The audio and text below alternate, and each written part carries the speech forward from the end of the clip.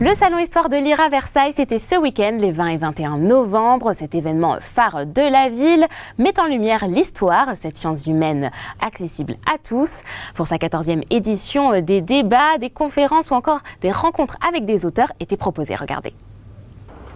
Conférences, débats ou encore séances de dédicaces, après une édition virtuelle l'année dernière, auteurs comme participants sont heureux de se retrouver au Salon Histoire de lire qui se déroulait cette année dans 4 lieux emblématiques de Versailles. Je viens chaque année parce que l'histoire m'intéresse énormément, je lis beaucoup de livres d'histoire et c'est intéressant de pouvoir rencontrer les auteurs et de voir l'actualité des publications. Il y a des auteurs que je connais, que j'ai envie de rencontrer et puis que je revois régulièrement, d'ailleurs qui viennent tous les ans.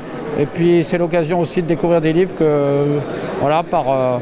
par surprise. Ce retour à la fois grâce à l'écriture, pouvoir avoir des retours de lecteurs et puis sur les planches en même temps, je passe une rentrée très belle.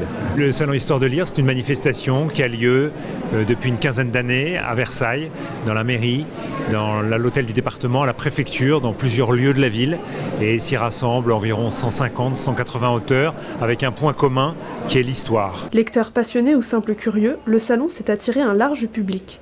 Du roman historique à la bande dessinée, en passant par l'essai et même la présentation de jeux de société, il y en a pour tous les goûts. Le réseau permet de s'approprier l'histoire de la résistance, de ses actions et des dangers rencontrés par les résistants dans toutes les opérations qu'ils ont pu mener sur le territoire de l'ancienne Seine-et-Oise. Et ce qui est amusant, c'est que je rencontre d'anciens étudiants, des parents d'anciens étudiants, mais aussi des passionnés d'histoire. Pour cette 14e édition, des habitués du salon mais aussi de nouveaux visages. Des comédiens amoureux d'histoire se sont invités au salon. Bruno Solo, Francis Huster ou encore Philippe Torreton ont pu mettre en scène des écrits d'histoire. C'est l'histoire d'un jeune homme, Jean Fournier, qui va mettre beaucoup de temps à mettre la guerre de 14 enfin derrière lui et à pouvoir retrouver une certaine raison de vivre, justement. À Versailles, les auteurs le disent, les lecteurs sont heureux de discuter d'un sujet, d'un livre, avec l'auteur et ensuite de repartir avec une dédicace. Un salon qui a récompensé 3 youtubeurs d'histoire en amont pour la 4e année.